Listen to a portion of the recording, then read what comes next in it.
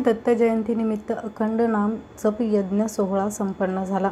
Talegaon Dabhade station भागात श्री दत्त जयंतीनिमित्त अखिल भारतीय श्री स्वामी समर्थ सेवा व आध्यात्मिक विकास मार्ग दत्त मंदिर सत्यकलम कॉलनी येथे गणेश काकडे यांच्या मार्गदर्शनानुसार अखंड नाम जप यज्ञ सप्ताह 20 ते 27 डिसेंबर पर्यंत भक्तिमय वातावरणात पार पडला।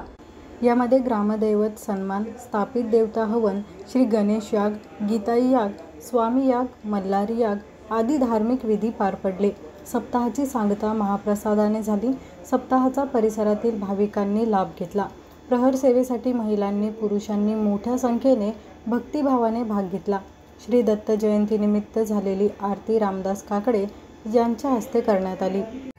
रात्री महाराज आणि अनुसया माते यांच्या पोटी गुरुदेव दत्तांनी जन्म घेतलाय आणि जन्माची कथा आपल्याला सगळ्यांना ज्ञात आहे की ब्रह्मा विष्णू महेश त्यांच्या पत्नी आणि ह्या तिघांना जे बालक रूप दिलं आणि एक आई किती ताकदवान असते आणि ही ताकद खऱ्या अर्थाने ह्या आपण बसलेली जो पूजा करतात त्यातनं येते।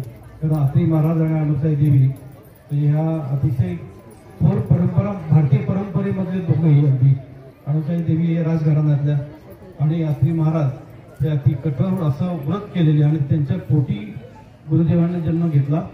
हा जन्म घेताना पाहिलं तर अगदी मग आठवलं तर परशुराम हे त्यांचे बंधू एक तप्त स्वरूपाचे ते एक चंद्रासारखे शांत स्वभावाचे आणि आज त्यांची सेवा आपण करताय। खऱ्या अर्थानं ही सेवा मानवजातीला करणारी आहे आणि या ठिकाणी मी पाहतो दिंडोरी पेठ मोरे महाराजांचं जे काम आहे अतिशय महत्त्वाचं असं काम आहे।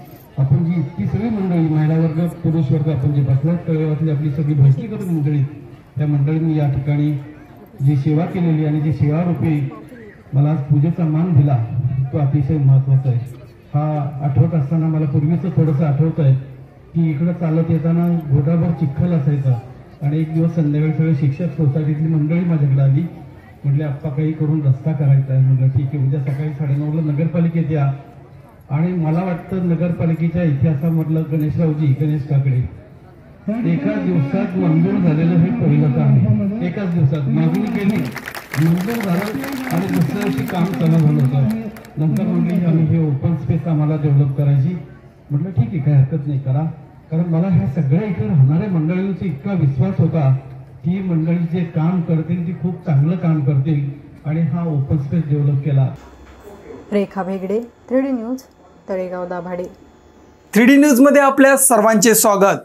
3D न्यूज आता संपूर्ण महाराष्ट्रभर 3D न्यूज मध्ये प्रतिनिधी नेमणूक चालू आहे। तसेच स्क्रीनवरती दिलेल्या नंबरवरती कॉल करा आणि आमच्या 3D न्यूज चॅनलचे अधिकृत प्रतिनिधी व्हा।